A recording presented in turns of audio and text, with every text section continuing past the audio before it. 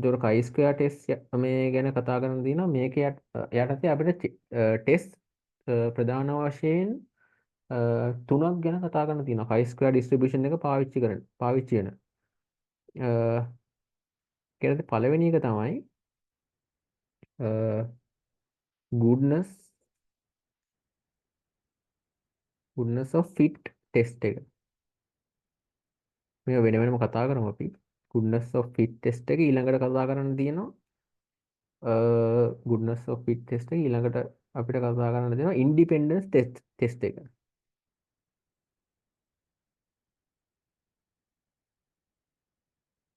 ඊට පස්සේ අපිට කතා කරන්නේ variance ටෙස්ට් එක.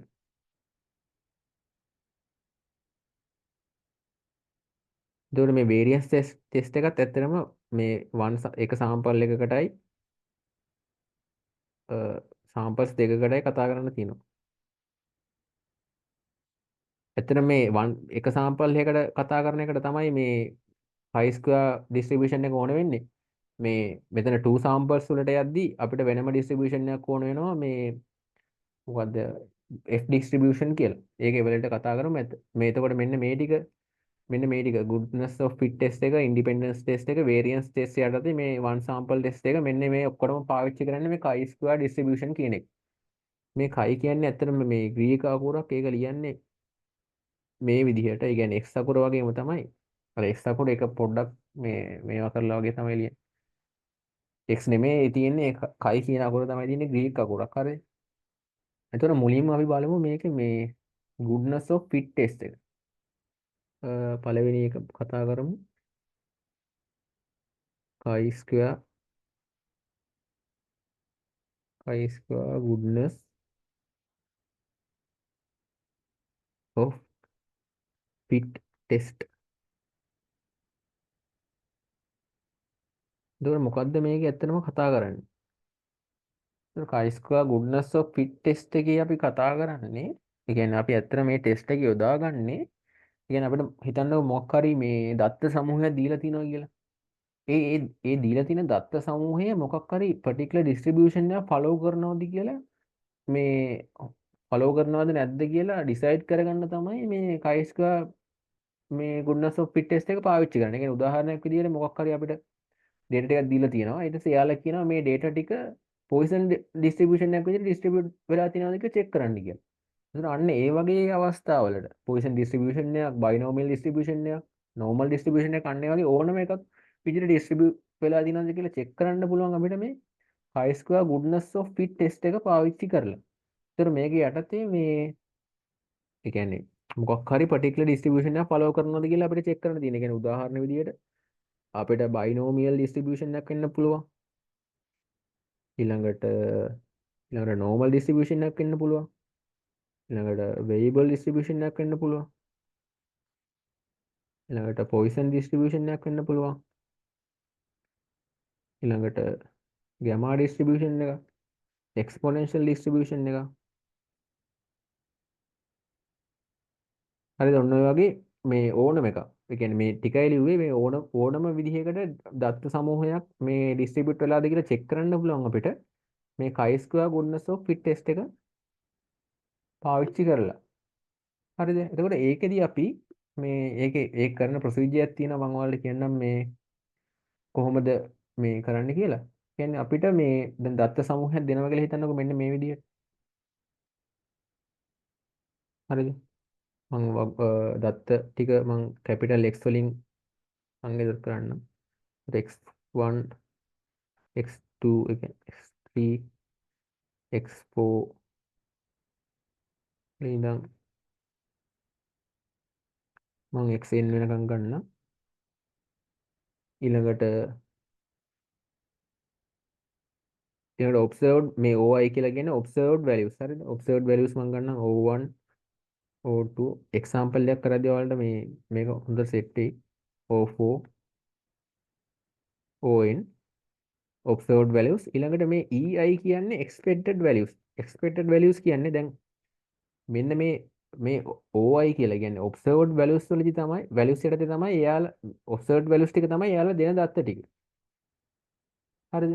එතකොට මේ EI කියන්නේ මොකද්ද? EI කියන්නේ දැන් එයාලා හිතන්නකෝ මේ දත්ත ටික දීලා එයාලා කියනවා අපිට මේ දත්ත ටික පොයිසන් ඩිස්ට්‍රිබියුෂන් එකක් විදිහට ඩිස්ට්‍රිබියුට් වෙලා තියෙනවද කියලා බලන්න කියලා. එතකොට මේ EI කියන්නේ ඇත්තටම මෙන්න මේ x1 ට අදාළ මේ x1 ට අදාළ ඔබ්සර්ව්ඩ් වැලියු එක තමයි මේ O1 කියන්නේ. හරිද? එතකොට මේ ඒ කියන්නේ එයාලා ඔබ්සර්ව් කරලා එයාලා දෙන වැලියු එක.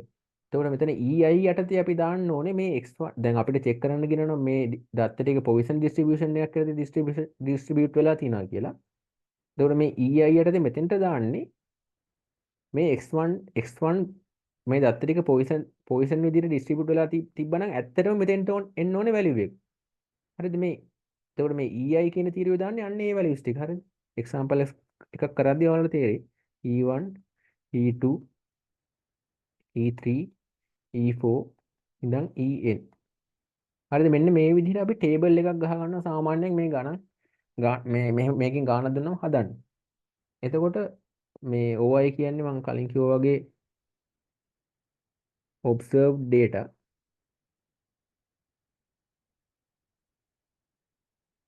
එතකොට EI කියන්නේ expected values. ඒ ඇත්තටම අර විදිහට ඩිස්ට්‍රිබියුට් වෙලා තිබ්බනම් එතෙන්ට එන්න ඕනේ වැලියු එක තමයි මේ EI කියන තීරුවේ දාන්නේ. හරිද මේ මෙන්න මේ මම හයිලයිට් කරලා තියෙන තීරුවේ තියෙන්නේ මේ එයාලා දීලා තියෙන මේ වැලියුස් ටික. හරිද? එතකොට මේකේ ටෙස්ට් ස්ටැටිස්ටික් එක තියෙන්නේ මෙන්න මේ විදිහට මේකට පාවිච්චි කරන්නේ මේ කෙලින්ම chi square මේ ඩිස්ට්‍රිබියුෂන් එක. එතකොට ටෙස්ට් ස්ටැටිස්ටික් එක වෙන්නේ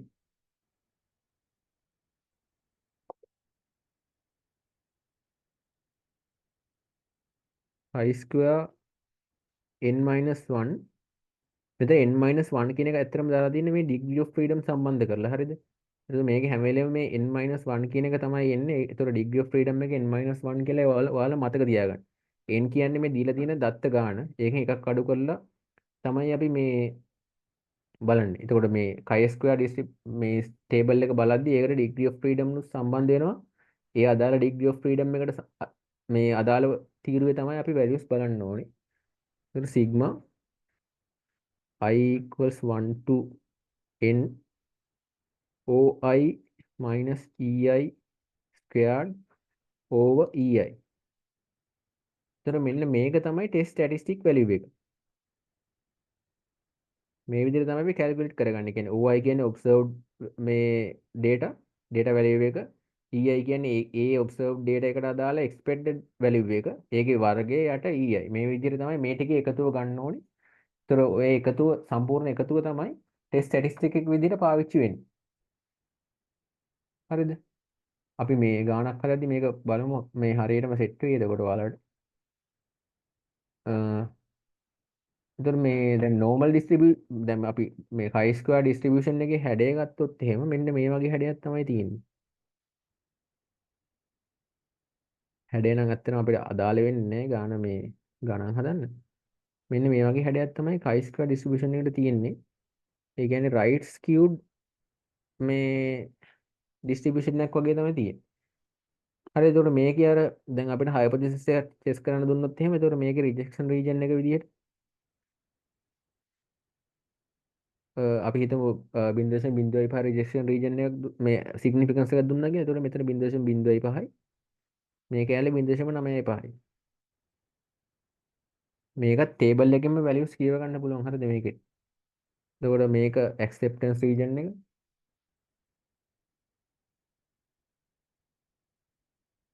ඇක්සෙප්ටන්ස් රීජන් මේක රිජෙක්ෂන් රීජන්. ඒ කියන්නේ මේ මොකද්ද රිජෙක්ෂන් රීජන් ඒ කියන්නේ සිග්නිෆිකන්ස් ලෙවල් එක. Rejection region.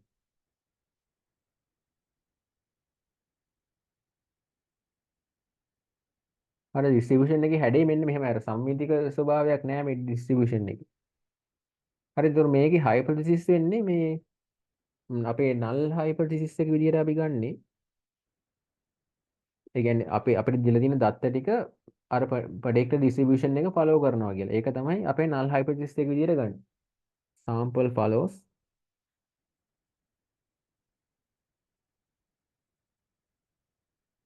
specific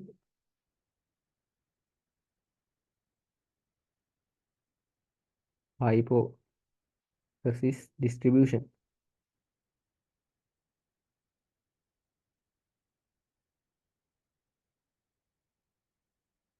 ඊළඟට alternative hypothesis එක වෙන්නේ ඉතින් එහෙම නෑ කියන එක. not so. හරි එතකොට distribution එක හැඩේ මෙන්න මේ වගේ මේ test statistic කියන්නේ මේ මෙන්න මේක chi squared n minus 1 සමානයි sigma I equals n to 1 to n OI minus EI squared over EI කියන එක. හරි එතකොට hypothesis මේ දෙක build වෙන්නේ මෙන්න මේක හැම ගානදී මෙහෙමයි වෙන්නේ මේ ඒ කියන්නේ මේක අපි test එක මේ define කරලා තියෙන්නේ මේ data සමූහ දත්ත සමූහයක් මේ මොකක් හරි distribution එක follow කරන්නේ නැද්ද කියලා හොයන්නේ එතකොට. එතකොට ඉතින් හැම එකේම මේ hypothesis දෙක වෙන්නේ මෙන්න මේ දෙක. මේ ඒ data ටික අර distribution එක follow කරනවා කියන එකයි එහෙම follow කරන්නේ නැහැ කියන එක. එතකොට මේ දෙක වෙනස් වෙන්නේ මේ test එකේදී හැම එකටම මෙන්න මේ දෙකමයි එන්නේ. හරිද? එතකොට මේකේ තව කතාවක් කියන්න ඕනේ මේ මොකද්ද මේ chi square distribution එකේ මේ test එක valid වෙන්න එක condition එකක් තියෙනවා. අන්න ඒ condition එක මේ පොඩ්ඩක් හොඳට මතක තියාගන්න. කියන්නේ validity of chi-square test. එතකොට මේ ටෙස්ට් එක වැලිඩ්ද නැද්ද කියලා කියන්නේ ඩිසයිඩ් කරන්න කන්ඩිෂන් එකක් තියෙනවා. ඒ කියන්නේ මේ ටෙස්ට් එක වැලිඩ් වෙන්නේ test is valid if for all EI greater than or equal to 5. හරිද? ඒ කියන්නේ මේ මෙන්න මේ expected values අපි expected value ටික මෙන්න මේ තීරුවේ values අපි calculate කරන්න ඕනේ. එයාලා ගාන දෙන්නේ නැහැ ඒ values. මේ values ටික අපි අතින් calculate කරන්න ඕනේ. ඒ expected values ඒ calculate කරන values මේ වල තිබ්බොත් පහට අඩු වගයක්. හරිද? පහට අඩු වගයක් තිබ්බොත් මේ ටෙස්ට් එක වැලිඩ් වෙන්නේ නැහැ. හරිද? ඒ පහට වඩා අඩු වගයක් තිබ්බොත් එහෙම අපි කරනවා මේ ඒ data ටික pool කරනවා කියලා වැඩක් කරනවා. හරිද? ඒක මම ඔයාලට example එකකින් මේ explain කරන්නම් කොහොමද මේ ඒක මේ කරන්න කියලා. ඒ කියන්නේ අපි calculate කරපු expected value එක පහට අඩු වුණොත් එහෙම අපි මේ data ටික pool කරනවා කියලා දෙයක් කරනවා. ඒක කරන්නේ කොහොමද කියලා මම මෙතන කියනවට වඩා ඒක example එකකින්ම explain කරන එක මේ කරාම ඔයාලට පැහැදිලි වෙයි. හරිද? ඒකට අපි මේකෙන් example එකක් බලමු මේ කොහොමද මේ අපිට මොකක් හරි data ටිකක් දීලා ඒක මොකක් හරි distribution එකක් follow කරනවද නැද්ද කියලා test කරන්න කියලා. හරි මේක බලන්න මේ the table below shows the number of employees and the number of accidents occurring in a year in 4 factories කියලා දීලා තියෙනවා. factory A B C D කියලා factories හතරක employees ලා ගානයි ඒකේ තිබ්බ accidents ගානයි accidents වුණ accidents ප්‍රමාණය අපිට දීලා තියෙනවා. ඊපස්සේ අන්තිමට යාලා කියනවා use the hypothesis that the expected number of accidents are proportional to the number of employees. හරිද? මෙන්න මෙතන proportional කතාවක් කියන්නේ. proportional to the number of employees in each company. එතකොට මෙන්න මේක proportional distribution එකක් follow කරනවද නැද්ද කියලා test කරන්න කියලා තමයි කියන්නේ. එතකොට මොකක්ද මේ කියන කතාව? ඒ කියන්නේ දැන් මේකේ factory A කෙනෙක් ගන්නවද factory A එකේ employees හතරක් ඉන්නවා. ඒතර ඒකේ accidents 22ක් වෙලා තියෙනවා. ඒතර මේ හතර කියන එක ඒ කියන්නේ employees ලා ගන්න accidents වලට proportional ද නැද්ද කියලා තමයි check කරන්න කියන්නේ. මේකේ තුන් දෙනෙක් ඉන්නවා accidents 11යි. එක්කෙනා accidents 13යි. දෙන්නයි accidents 7යි. හරි දෙන්නේ කියන්නේ employees ලා ගන්න employees ලා ගන්න accidents එකට proportional accidents ගන්න proportional නැද්ද කියලා check කරන්න කියලා කියන්නේ. ඒ කියන්නේ වෙනත් විදිහට කිව්වොත් අපිට මෙන්න මේක මේ විදිහට ලියන්න පුළුවන්. ඒ කියන්නේ ප්‍රොපෝෂනල්ද නැද්ද කියලා. ප්‍රොපෝෂනල් එක අපිට නැති කරගන්න පුළුවන් මේ කොන්ස්ටන්ට් එකක් දාලා. ඒ ලෙවල් අපි කරලා තියෙනවානේ. ඒ කියන්නේ අපිට අපි ලිව්වොත් ඇක්සිඩන්ට්ස් ප්‍රොපෝෂනල් නම් එම්ප්ලොයිස්ලා ගන්නට අපිට ලියන්න පුළුවන් ඇක්සිඩන්ට්ස් සමානයි k times employees කියලා. හරි. එතකොට මේ k times employees කියන එක අපිට ලියන්න පුළුවන් k times employees. එතකොට k times employees සමානයි k times employees කියලා. හරි. එතකොට k times employees සමානයි k times employees කියලා. හරි. එතකොට k times employees සමානයි k times employees කියලා. හරිද? මෙන්න මේ සම්බන්ධය පාවිච්චි කරලා අපිට මේකේ expected values ටික අපිට හොයාගන්න පුළුවන්. ඒ කියන්නේ මෙතන මේ පැත්තේ calculate කරන්න. ඒ කියන්නේ මොකද්ද 4k ධන 3k ධන අ, එක වතාවක් k ධන දෙවතාවක් k. එතන මෙන්න මේ සම්පූර්ණ එකතු අපි සමාන වෙන්න ඕනේ අන්තිමට 22 ධන 11 ධන 13 ධන 7ට. කියන්නේ 53ට. ඒතර එන්න අන්න ඒකෙන් අපිට මේ k කියන කොන්ස්ටන්ට් එකේ වැලියු එක හොයාගන්න පුළුවන්. ඒතර 4යි 3යි 7යි 8යි 10යි k. 10යි k සමානයි 53යි කියලා එනවා. k සමානයි 5.3යි. මේ ප්‍රොපෝෂනල් කොන්ස්ටන්ට් එකේ යගේ එනවා 5.3යි කියලා. හරිද? ඒතර අන්නේ ප්‍රොපෝෂනල් කොන්ස්ටන්ට් එක පාවිච්චි කරලා අපිට මේ expected values ටික හොයාගන්න පුළුවන්. හරිද? මේ k කියන වැලියු එක මම කැල්කියුලේට් කරගත්තේ expected values ටික කැල්කියුලේට් කරගන්න. මම මේ ආපහු මේ ටේබල් එක පොඩ්ඩක් මෙතනින් ගහගන්න. හරිද? එතකොට දැන් expected values ටික කොහොමද හොයාගන්නේ? දැන් මේ හතරක් තියෙනවා නම් proportional constant එක 5.3. ඒතර මෙන්න මේ සම්බන්ධය පාවිච්චි කරලා මෙන්න මෙතන අපි හොයාගත්ත සම්බන්ධය පාවිච්චි කරලා අපිට expected axis ගන්න මේ හොයාගන්න පුළුවන්. ඒතර k 5.3 හින්දා 5.3 4න් වැඩි කරලා අපිට හොයාගන්න පුළුවන් 5.3 වැඩි කිරීම 4. මොනවා 21.2. ඊළඟේ expected value හොයාගන්න පුළුවන් 3 වැඩි කිරීම 5.3 15.9. මෙතන එක වැඩි කිරීම 5.3 එක 5.3යි. ඊළඟට දෙක වැඩි කිරීම 5.3 10.6යි. ඒතර ඔන්න ඔය විදිහට තමයි expected values ටික එන්නේ.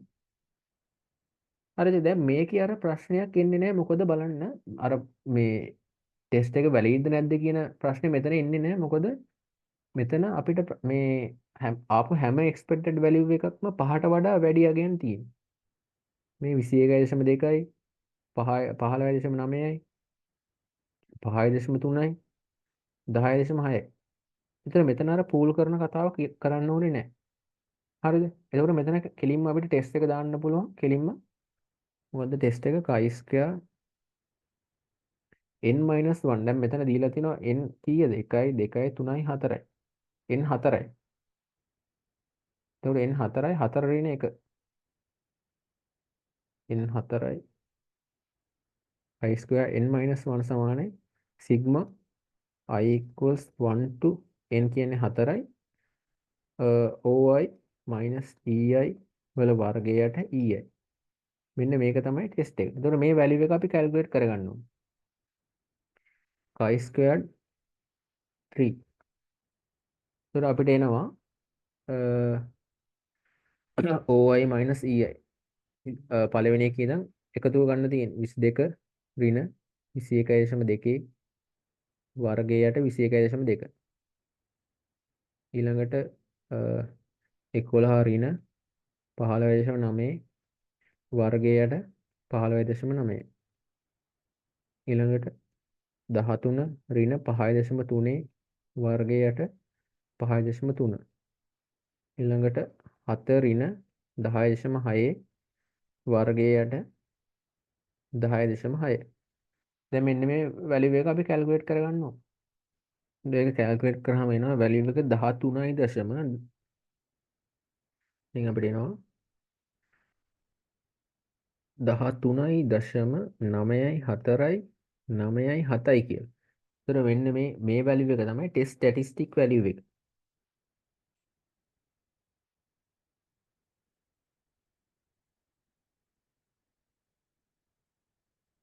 හරිද? දැන් බලමු අපි ටැබියුලේටඩ් වැලියු එක. හැබැයි මේ ගානේ නම් කියලා නැහැ මොන මේ මොන සිග්නිෆිකන්ස් එකක් යටතේද මේක චෙක් කරන්න ඕනි කියලා. හරි. ඒතර මේකේ මේ හයිපොතෙසිස් දෙක ලියුවොත් ඒතර හයිපොතෙසිස් මම කිව්වනේ වෙනස් වෙන්නේ නැහැ කියලා මේ ටෙස්ට් එකේදී HO වෙන්නේ data follows a proportional distribution ඊළඟට HA වෙන්නේ not so. ඒ කියන්නේ මෙහෙම distribution එක follow කරන්නේ නැහැ කියලා. එතකොට දැන් මේක දීලා නැහැනේ මේ ඇත්තටම significance level එක මම ගන්න 0.05 කියලා. ඒක common මොකද දීලා නැත්නම් common අපි ගන්නෙ අන්නේ value එක. එතකොට මේක නිකන් distribution එක ඇඳලා මම ඒක mark කරන්නම්. එතකොට මෙතන significance level එක 0.05යි. එතකොට මේක 0.95යි. එතකොට අපි බලන්න ඕනේ chi² 3 එකේ 0.95 වැලියු එක. මෙන්න මේක තමයි ටැබියුලේටඩ් වැලියු එක. ඒතකොට මේක බලන්න ඇත්තටම මේ ඩිග්‍රී ඔෆ් ෆ්‍රීඩම් එකක් තුනේ. ඩිග්‍රී ඔෆ් ෆ්‍රීඩම් අපි හොයාගත්තනේ 4 රින එක 3යි කියලා. ඒතකොට chi² 3 0.95. මෙන්න මේක අපි ස්ටැටිස්ටිකල් ටේබල්ස් වලින් බලන්න ඕනේ. මේක බලමු අපි. එතකොට මේකේ ටේබල් 49 වල 0.95 n සමානයි 3යි. 3ේ 0.95 7.81 කියලා තියෙනවා. මෙන්න මෙතන වැලියු එක. n 3යි 0.95 7.81. ඒ වැලියු එක තමයි ටැබියුලේටඩ් වැලියු එක. මෙතන වැලියු එක 7.81. එතකොට මේක තමයි ටැබියුලේටඩ් වැලියු එක.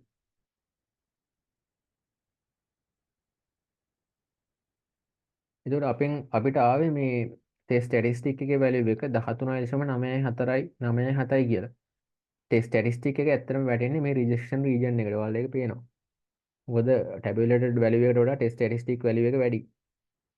රිජෙක්ෂන් රීජන් එකට තමයි ටෙස්ට් ස්ටැටිස්ටික් එක වැටෙන්නේ. අපිට කියන්න පුළුවන් මේ නිසා test statistic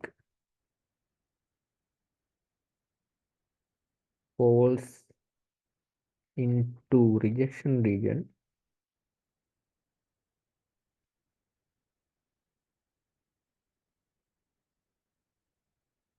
the statistic falls into rejection region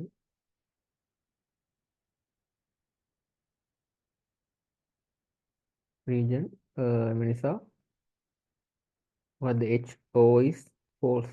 කියන්නේ null hypothesis එක false. කියන්නේ alternative hypothesis එක true. ඒ කියන්නේ මේ ඇත්තටම මේ data proportional නෑ කියලා කියන්නේ. ඒතර අපිට අන්තිමට කියන්න පුළුවන් number of accidents does accident don't proportional to the number of employees. decision එක තමයි ඒක.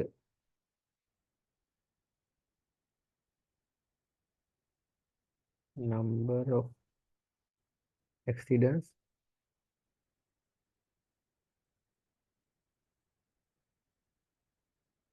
proportional to the employees.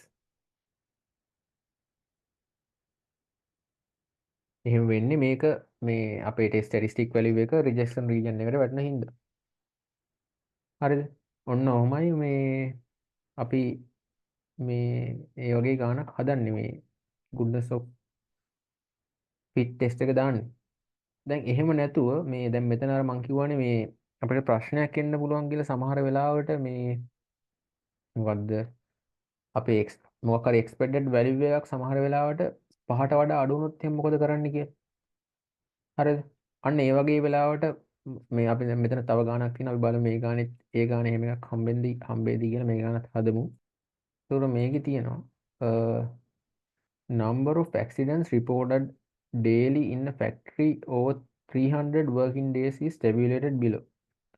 මේකෙත් accidents ගැන තමයි කතා කරන්නේ. just number of accidents per day කියන එක දීලා තියෙනවා 0.1 2 3 8ක් වෙනකන් දීලා තියෙනවා. ඊළඟට එයාලා observed data ටික දීලා තියෙනවා 17 43 69 එහෙම values ටිකක් දීලා තියෙනවා. ඊට පස්සේ මේක යාලා ටෙස්ට් කරන්න කියන්නේ test whether the accidents occur according to the Poisson distribution. එතකොට මේ ටික පොයිසන් ඩිස්ට්‍රිබියුෂන් එකක් විදිහට ඩිස්ට්‍රිබියුට් වෙලාද නැද්ද කියලා චෙක් කරන්න කියලා තමයි කියන්නේ.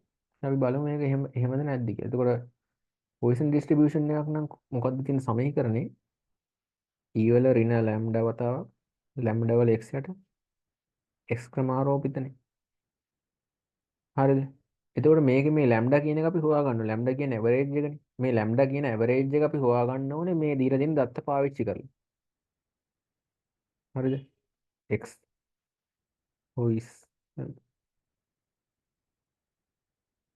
පොයිසන් ඩිස්ට්‍රිබියුෂන් එකක් නම් මෙන්න මේ විදිහට තමයි තියෙන්නේ. එතකොට ලැම්ඩා කියන එක අපි හොයාගන්න ඕනේ මුලින්ම. මොනවා කරන්නත් කලින්. එතකොට ඒක හොයාගන්න පුළුවන් මේ දීලා තියෙන දත්ත පාවිච්චි කරලා. කොහොමද හොයාගන්නේ? සාමාන්‍ය විදිහට ලැම්ඩා හොයාගන්න තියෙන කියන්නේ මේක මේ මේක xi මේක fi වගේනේ. එතකොට ෆ්‍රීකවන්සි එක xi fi බෙදීම සිග්මා fi නේ මේ ලැම්ඩා. මේ කියන්නේ ඇවරේජ් එක හොයන එක. අපි ඒ ලෙවල් කරලා තියෙනවා. බිංදුව වැඩි කිරීම 17 ධන, 1 වැඩි කිරීම 43 ධන, 2 වැඩි කිරීම 69 ධන, 3 වැඩි කිරීම 68 ධන, 4 වැඩි කිරීම 50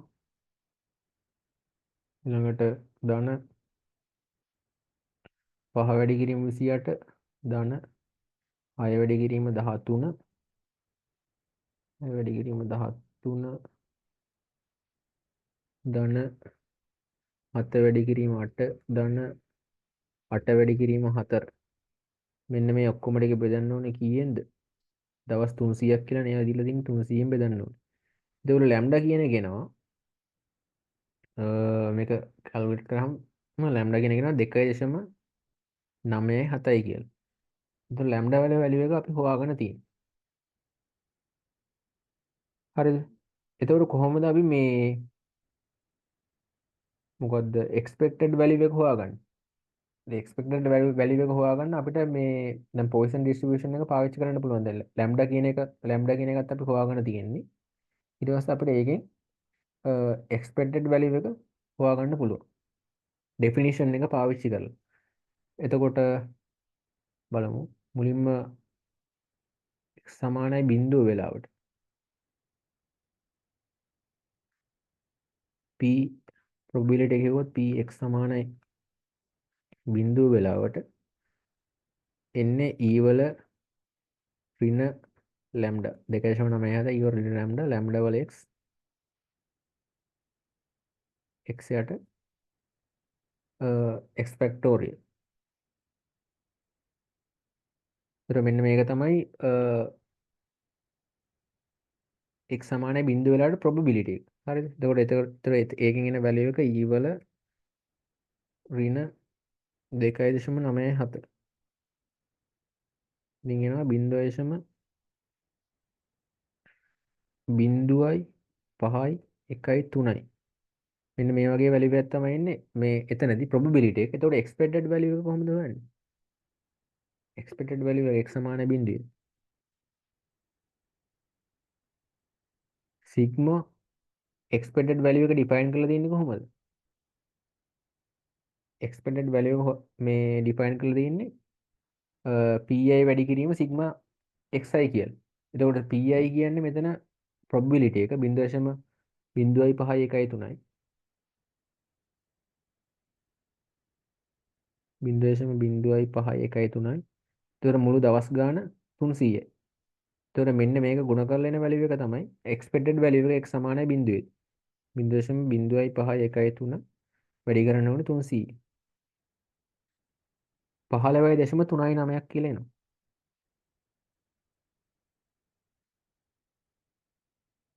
x සමානයි බිඳුව. එතන මම ඒක ආයෙත් වගුවක් ගහ ගන්නවා මෙතනම දාන්නම්. 15.39. ඒතර ඒ වගේ අපිට අනිත් values උත් හොයාගන්න ඕනේ. හරිද? දැන් මෙතන බලන්න මේ අන්තිම value එක. මේ 2.3 කියන එක 5ට වඩා අඩුයි. ඒතර 5ට වඩා අඩු හින්දා අපිට මේ chi-square test එක එකපාර දාන්න බෑ. මේක 5ට වඩා වැඩි කරගන්න ඕනේ. එතකොට අන්න ඒකට අපි පොඩි වැඩක් කරනවා. මොකද්ද කරන්නේ මේ ඒ ඒ අඩු එකේ ඉඳන් මේ වම් අත පැත්තට අපි පූල් කරනවා. කියන්නේ දැන් මේ 2.3 මෙන්න මේකට සෙට් කරනවා. හරි එතකොට මේකට සෙට් කරනවා කියන්නේ දැන් මේක මේ වැලියු එකයි මේ වැලියු එක එකතු වෙනවා. ඒතර ඒ දෙක එකතු වෙනවා කියන්නේ උඩ දෙකත් එකතු වෙනවා. දැන් ඔයාලට තේරෙනවා මේ වැලියු දෙක එකතු වුණාම ඒ එන වැලියු එක එන්නේ 8.51 කියලානේ. ඒතර ඒක 5ට වඩා වැඩි. ඒතර මේ වැලියුස් දෙකත් එකතු වෙනවා. එතකොට මෙන්න මේ කොලම්ස් දෙක එකතු තනි කොලම්යක් බවට පත් කරනවා වගේ වැඩක් තමයි කරන්නේ. හරිද? එතකොට අපි මේක මේ ටෙස්ට් එක ඇප්ලයි කරන්න බෑ. ඒකින්ද පූල් කරන්න ඕනේ. Pool data. හරිද? එතකොට මේකෙදි අපි මෙන්න මේ අන්තිම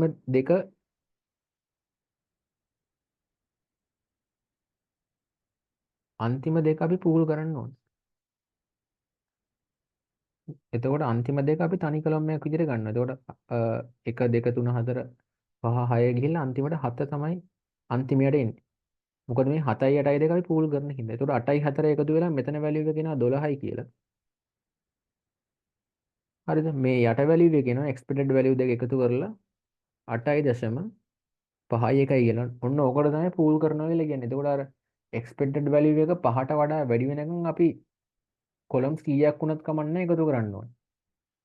හරිද? එහෙම එකතු කරාට පස්සේ තමයි අපි ඩිග්‍රී ඔෆ් ෆ්‍රීඩම් එකත් කැල්කියුලේට් කරන්න ඕනේ. මුලින්ම ඩිග්‍රී ඔෆ් ෆ්‍රීඩම් එක කැල්කියුලේට් කරන්න එපා. මොකද බැරි වෙලා අපිට අන්තිමට පූල් කරන්නොත් මුලින් කැල්කියුලේට් කරපු ඩිග්‍රී ඔෆ් ෆ්‍රීඩම් එක වැරදෙනවා. හරිද? එතකොට දැන් බලන්න මුලින් data අපිට තිබ්බා බිංදුව ඉඳන් 8 වෙනවා. ඒ කියන්නේ 9ක් තිබ්බා. 1 2 3 4 5 6 7 8 9. data 9ක් තිබ්බා. දැන් පූල් කරාට පස්සේ data තියෙන්නේ 1 2 3 4 5 6 7 8යි. එතකොට data 8යි තියෙන්නේ. එතකොට n-1 කියන එක 7 වෙනවා. අන්න එහෙමයි degree of freedom එක එතනදී වෙනස් වෙනවා. හරිද? එතකොට අපි ටෙස්ට් ස්ටැටිස්ටික් එක කැල්කියුලේට් කරොත් ටෙස්ට් ස්ටැටිස්ටික්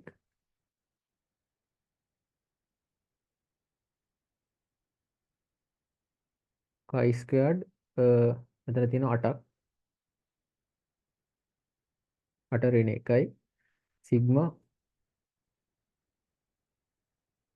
i මේ මෙතන i i equals 1 to 8 මේක x1 කියලා ගන්නවා. හරිද? x1 x2 x3 x4 x5 x6 x7 x8 හරිද 1 to 8 OI minus EI වල වර්ගයට EI. ඒතර ඔන්න ඕක තමයි අපි කැල්කියුලේට් කරන්න ඕනේ. ඒතර ඒක කැල්කියුලේට් කරොත් chi squared 7 කියන එක අපිට කැල්කියුලේට් කරන්න පුළුවන්. ඔන්න ඕක කැල්කියුලේට් කරලා අපි මේ ටෙස්ට් ස්ටැටිස්ටික් වැලියු එක හොයාගන්න ඕනේ. මේක කැල් එකේ ගහලා බලන්න කීයක් එනවද කියලා. ඒතර මේක කැල්කියුලේට් කරාම එනවා මම දන්නේ මේ හරිද කියලා මට ආපු වැලියු එක 2.0.6.9.1 කියලා. ඒතර මෙන්න මේක තමයි මගේ ටෙස්ට් ස්ටැටිස්ටික් වැලියු එක.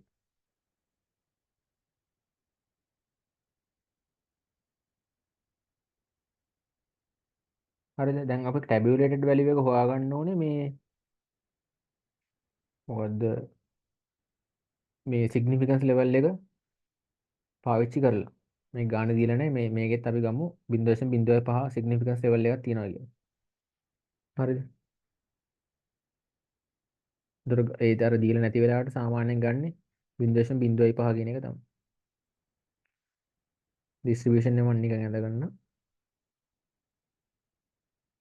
එතකොට 0.05යි ඊළඟට මෙතන එන්නේ chi squared 7 0.95 කියන එක තමයි බලන්න ඕනේ. හරිද? මේක 7 උනේ මොකද අපි පූල් කරාට පස්සේ තමයි අපි ඩිග්‍රී ඔෆ් ෆ්‍රීඩම් එක කැල්කියුලේට් කරන්නේ. එතකොට 8න් එකක් ගිහිල්ලා 7 වෙනවා. මුලින්ම ඩිග්‍රී ඔෆ් ෆ්‍රීඩම් එක කැල්කියුලේට් කරගන්න එපා. ඒතර මෙන්න මේක අපි බලන්න ඕනේ ටැබුලේටඩ් වැලියු එක ස්ටැටිස්ටිකල් ඩිස්ට්‍රිබියුෂන් ටේබල්ස් වලින්. 7 n7යි n7යි 0.914.1 කියන වැලියු එක තමයි ටැබුලේටඩ් වැලියු එක විදිහට තියෙන්නේ. මේ ටේබල් එක බලනකොට අපිට පේනවා n7යි chi squared 0.95 කියන එක තියෙන්නේ 14.1 කියන එක. හරි. එතකොට 14.1 කියන වැලියු එක තමයි ටැබුලේටඩ් වැලියු එක විදිහට තියෙන්නේ. මේ වැලියු එක 14.1යි. දැන් බලන්න අපේ ටෙස්ට් ස්ටැටිස්ටික් වැලියු එක තියෙන්නේ ඇක්සෙප්ටන්ස් රීජන් එකේ. ඇක්සෙප්ටන්ස් රීජන් එක කියන්නේ මෙන්න මේ රීජන් එක. ඒතර මේ රීජන් එක ඇතුලේ තමයි ටෙස්ට් ස්ටැටිස්ටික් වැලියු එක තියෙන්නේ. ඒ කියන්නේ අපේ null hypothesis එක true. Test statistic falls into acceptance region. acceptance region එකට වැටෙනවා. එම නිසා HO is true. null hypothesis එක true කියන්නේ මේ sample එක ඇත්තටම exponential මේ Poisson distribution එක follow කරනවා. Data follows a Poisson distribution.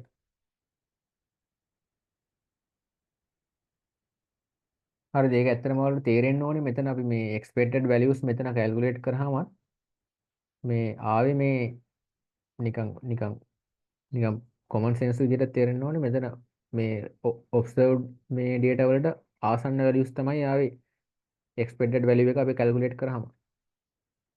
හරිද? එතකොට මේ ටෙස්ට් එකෙනුත් හරියට මේ උත්තරේ දෙනවා මේ මොකද්ද මේ data ටික Poisson distribution එක follow කරනවා කියලා. මම හිතනවා මේ තේරෙන්නේ නැති කියලා මම ගණන් දෙකක්ම හැදුවා මේ goodness of fit test එක ගැන. හරිද? ඒකේ අපිට අහු වුණා අර මේ කන්ඩිෂන් එක දාන කතාවත් මේ පූල් කරන කතාවත්.